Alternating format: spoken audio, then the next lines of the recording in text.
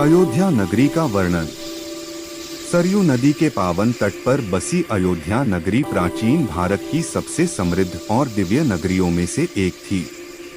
यह नगरी केवल ईंट पत्थरों से नहीं बनी थी, बल्कि धर्म, सत्य, करुणा और मर्यादा की नींव पर स्थापित थी।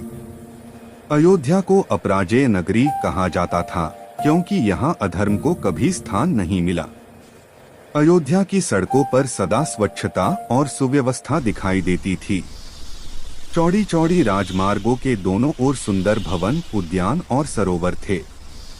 नगर के द्वार स्वर्ण से अलंकृत थे और महलों की छतों पर सूर्य किरणें पड़ते ही वे मानो चमक उठते थे। नगर में प्रवेश करते ही शंखनाद और वेद मंत्रों की मधुर ध्वनि वातावरण को पवित्र कर देती थी।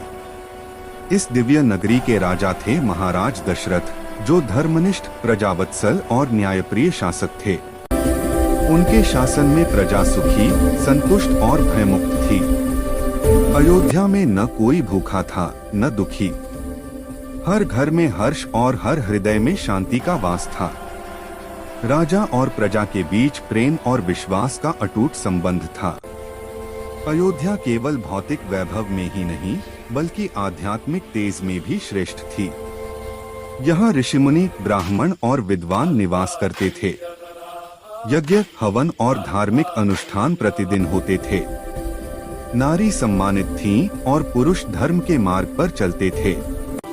इसी पवित्र नगरी में मर्यादा पुरुषोत्तम श्री राम का जन्म होने वाला था। मानो स्वयं देवता भी इस शुभ क्षण की प्रतीक्षा कर रहे हों। अयोध्या नगरी केवल एक राजधानी नहीं थी, बल्कि आदर्श जीवन और आदर्श राज्य की जीवंत मिसाल थी। एक ऐसी नगरी जहां धर्म ही शासन करता था। अयोध्या, जहां हर कण में राम बसते थे।